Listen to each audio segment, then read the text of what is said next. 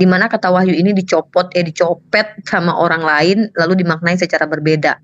Nah, mereka menyamakan nih dengan hasil karangan manusia gitu. Nah, kenapa saya tadi tunjukkan Synaxarion itu yang silakan kalian cek di Tokopedia di mana kalian bisa tahu harganya berapa gitu ya. Kenapa saya bilang daftar pustakanya tidak ada dan itu sangat penting buat ranah akademis. Hadis. Hadis itu ketika dituliskan oleh Imam Bukhari di dalam kitabnya, bahkan dia memiliki sanad. Sanad itu adalah rujukan. Nggak mesti kayak harus tertulis juga serupa, tidak. Sanad itu adalah rujukan sandaran bahwa yang menyampaikannya adalah orang yang jelas. Siapa? Oh, Cahyono kah yang ngasih tahu? Oh, jangan-jangan Marfu'ah kah yang ngasih tahu? Atau si Asep yang ngasih tahu? Ini gimana coba sebuah cerita yang dianggap fakta, kisah yang diperingati per Januari, tapi nggak jelas infonya tuh dari mana? Nggak jelas. Nggak tahu kita tuh dapat info dari siapa gitu. Terus kisahnya ini apakah benar atau enggak gitu. Atau jangan-jangan cuma karangan bebas, dongeng gitu kan.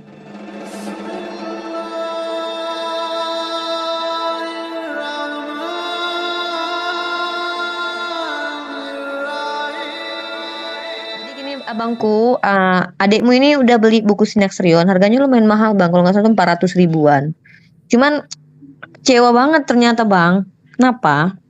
Ketika saya baca ini buku, saya tuh sebenarnya bukan butuh isinya, saya butuh rujukannya.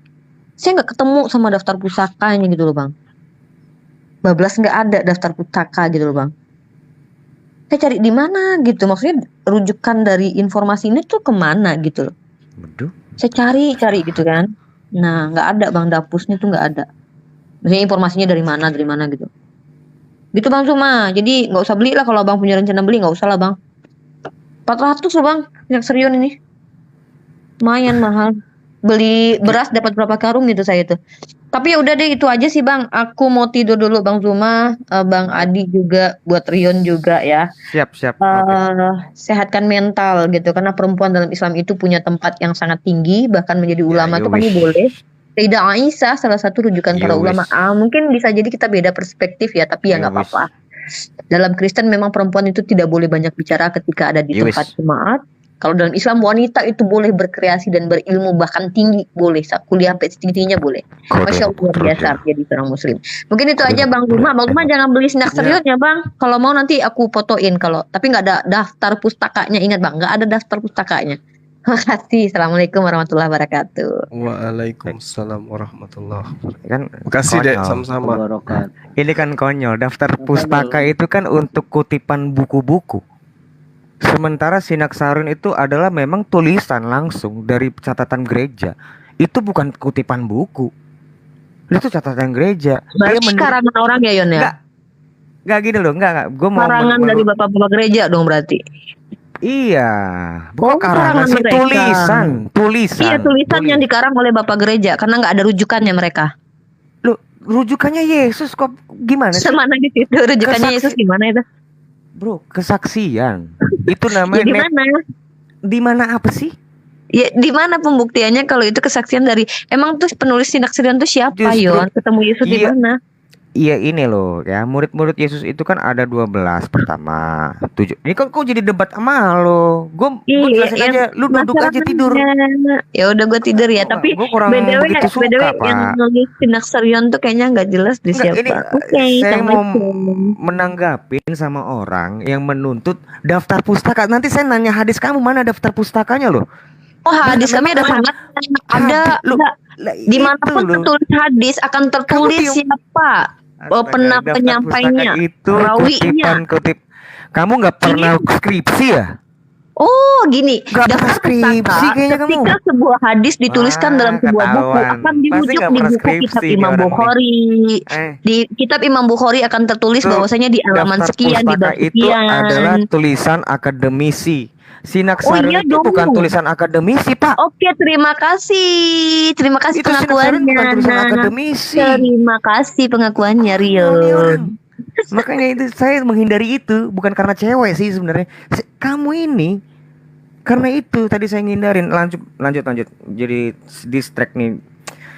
Tradisi gereja tetap si Abang tadi ngomong tradisi gereja tetap tradisi gereja.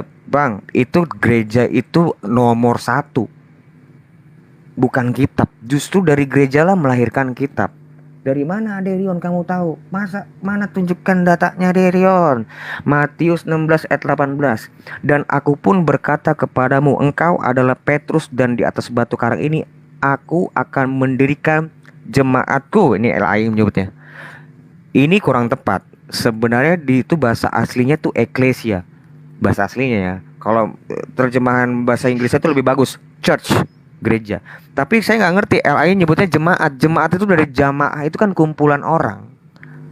Kumpulan orang, sementara gereja itu artinya kumpulan orang-orang yang percaya pada Yesus. Harusnya diterjemahkannya gerejaku, gerejaku.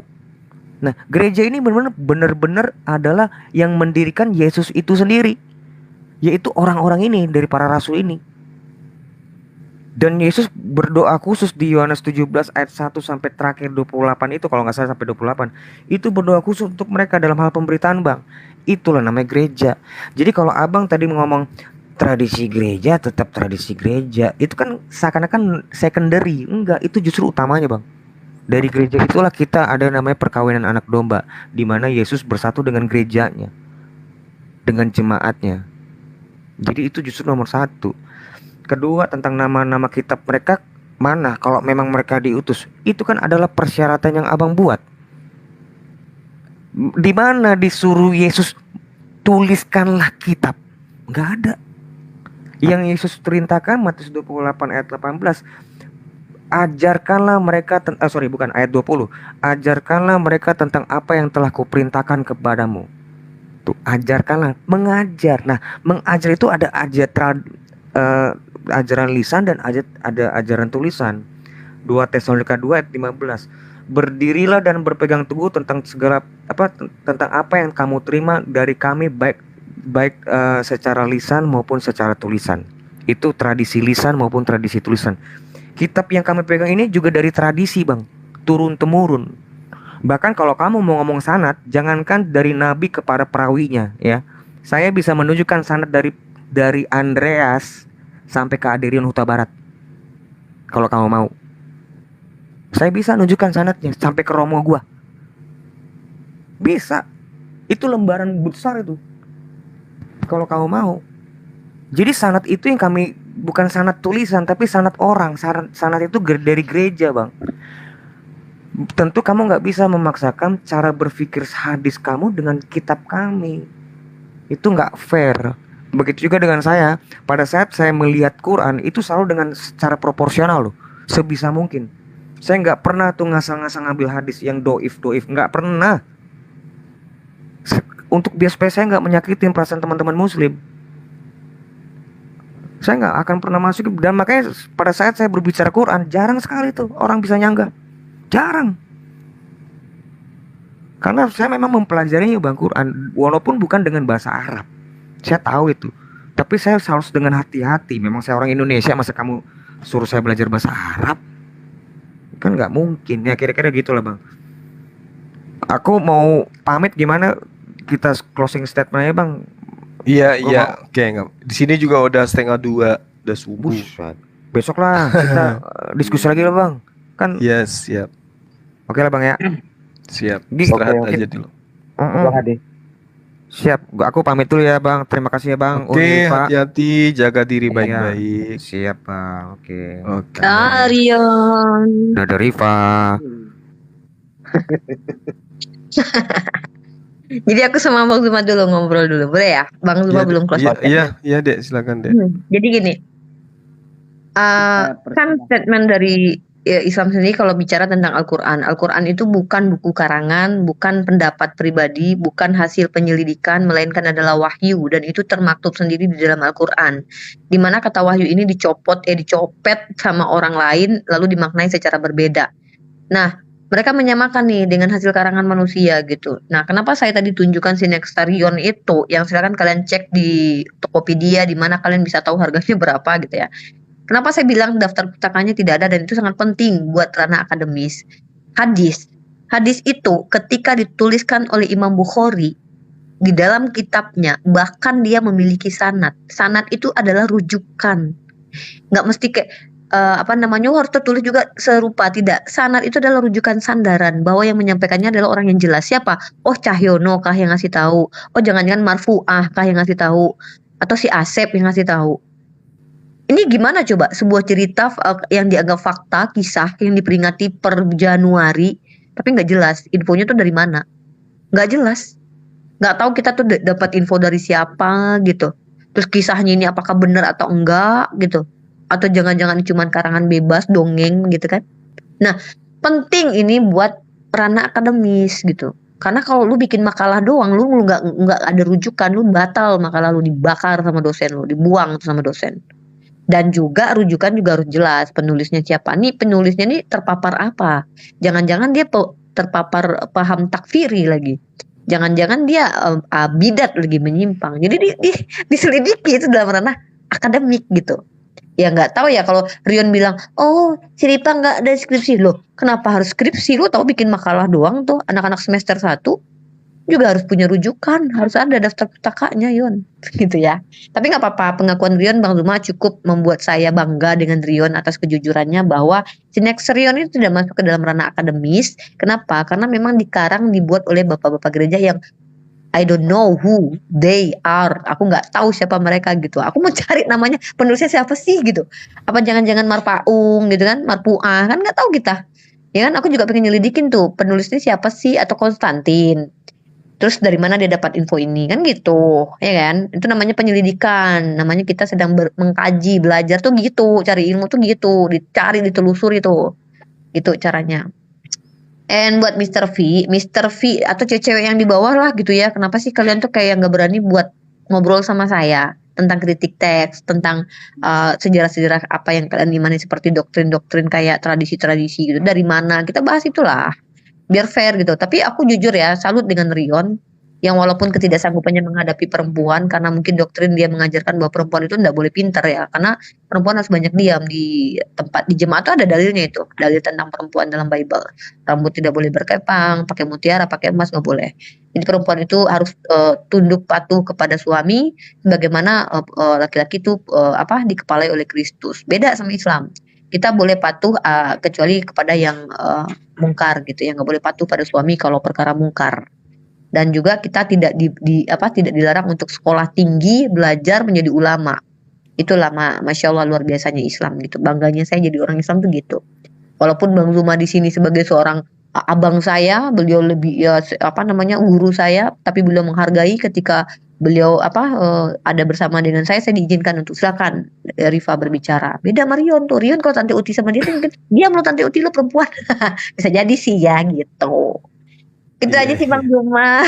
Makasih aku udah di sini ngobrol sama Bang Andi juga Bang Ustadz Airul ya. Makasih banyak, aku mau izin dulu. Wabillahi taufiq wal hidayah. Assalamualaikum warahmatullahi wabarakatuh. Mohon maaf kalau ada kata-kata salah.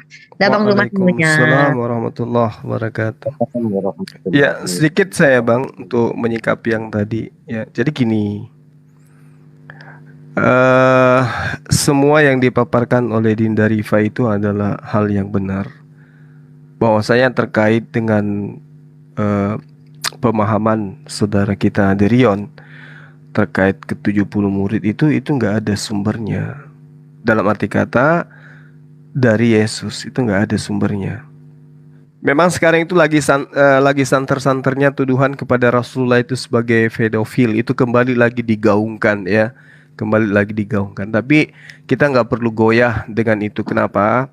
Apapun yang terjadi pada Rasulullah Muhammad SAW pasti itu bergemah.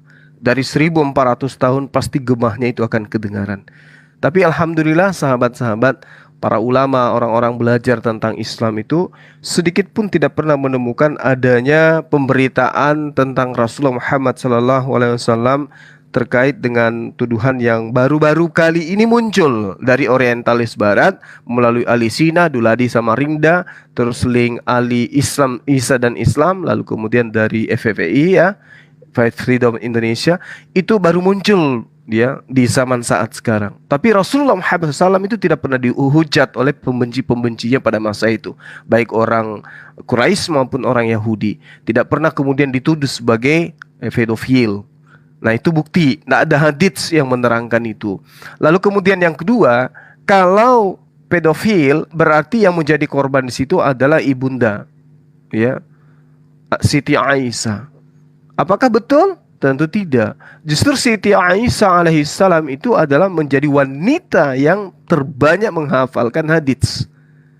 Ya, jadi tuduhan pedofil itu hanya untuk melemahkan iman Islam, tetapi itu Rasulullah Muhammad SAW tidak akan mungkin seperti yang mereka tuduhkan. Semakin mereka menuduh Rasul dengan tuduhan-tuduhan seperti itu, maka kejayaan Islam akan semakin jaya, akan semakin bersinar.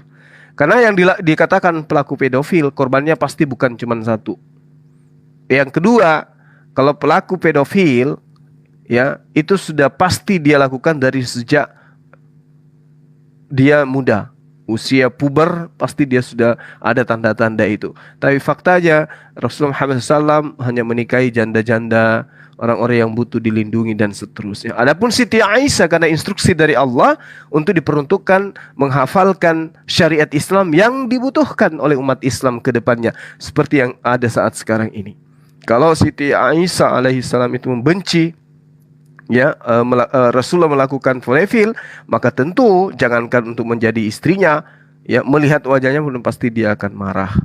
Melihat Rasulullah pun pasti akan benci. Tapi faktanya Siti Aisyah sangat cinta dan sangat sayang kepada Rasulullah, bahkan sedikit-sedikit cemburu, sedikit-sedikit cemburu. Kenapa? Karena sangat mencintai suaminya. Kalau korban pedofil mana ada cemburu-cemburunya, nggak ada. Ya, jadi itu hanya gorengan hoax yang dibawa oleh Sofiatul untuk melemahkan umat Islam di Indonesia.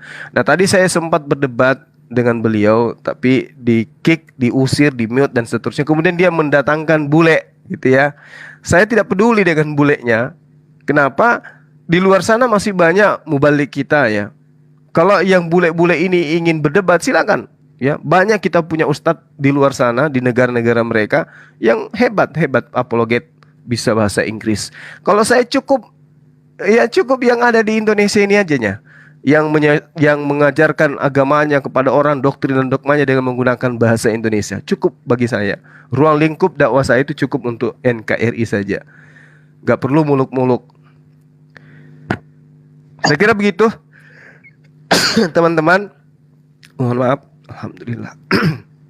Jadi saya tidak perlu kemudian tampil gagah-gagahan untuk kemudian bisa menguasai semua bahasa. Cukuplah untuk anak-anak Indonesia saya tampil dengan kesederhanaan yang ada, dengan metode yang saya gunakan, kemudian mudah-mudahan bisa mencerahkan. Dan alhamdulillah kita sudah petik hasilnya, udah banyak yang kemudian minta disyahadatkan, dibimbing dan seterusnya. Cuman karena kita sibuk sampai saya alihkan ke MNCI. Kalau dia misalnya di Bandung, ayo di Bandung hubungi MCI Bandung. Kalau dia di Surabaya, MCI Surabaya. Kalau di Papua ya tidak perlu harus melalui saya. Seperti itu, kecuali kalau di Sulawesi Selatan baru saya serahkan kepada teman-teman yang ada di MMCI. Saya kira begitu sahabat-sahabat sekalian. Terima kasih banyak atas kesertaan dan atensinya pada malam hari ini. Saya Zulkifli Abbas. Terima kasih banyak dan mendoakan antum semua panjang umur, sehat selalu, kemudian dimudahkan segala urusannya, baik urusan dunia maupun akhirat, dan dibahagiakan bersama dengan keluarga. Amin. Subhanakallahumma wa bihamdi asyhadu an la ilaha illa anta astaghfiruka wa atubu ilaih. Salam tauhid, salam satu Tuhan, Allahu Akbar. Assalamualaikum warahmatullahi wabarakatuh.